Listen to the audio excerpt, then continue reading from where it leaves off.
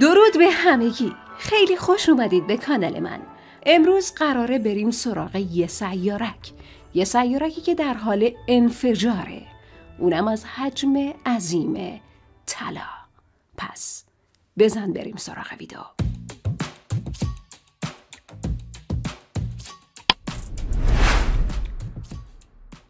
این سیارک طلایی میتونه همه اهالی زمین رو میلیاردر کنه. کشف یه سیارک با منابع غیر قابل باور میتونه تمام معادلات اقتصادی در زمین رو تغییر بده. اسم این سیارک سایکی 16 است و اگه آدم‌ها دست به استخراج منابع این سیارک بزنن، با استخراج منابع این سیارک به هر فرد روی کره زمین مبلغ 1 تریلیون دلار میرسه. حجم طلا، آهن و نیکلی که در این سیارک فراتر از اون چیزیه که فکرشو بکنین. ناسا قصد داشته تو سال 2020 به اثبات این کشف بپردازه، ولی اثبات و قدم گذاشتن روی این سیارک حداقل 25 سال زمان میبره. البته این فقط یک ادعاست و تخمین دقیق سالها کار آسونی نیست. کشورهایی که میخوان به منابع این سیارک دست پیدا کنن کمن، ولی همونو هم به رقابت از هم میپردازن. در حال حاضر تنها آمریکا نیست که میخواد به اکتشافات روی این سیاره بپردازه، بلکه چین هم برنامه‌هایی برای اون داره.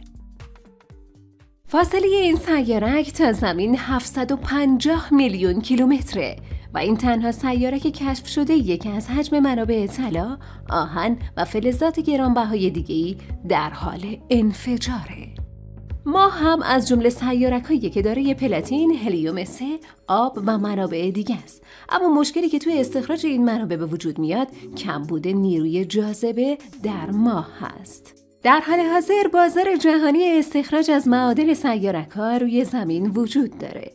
یکی از کارشناسای این حوزه در این مورد گفته اکتشافات فضایی برنامه‌ای نیست که به طور ناگهانی به وقوع بپیونده.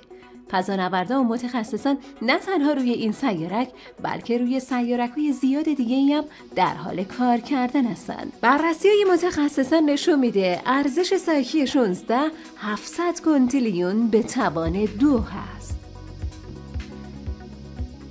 اینم از ویدئوی امروز. هر نظر و پیشنهادی که دارین توی کامنت ها حتما برام بنویسید و اینکه دوست دارین بیشتر در مورد چی صحبت بشه. اگه از ویدیو خوشتون اومد لایک و شیر یادتون نره. تا ویدئوی بعدی مراقب خودتون.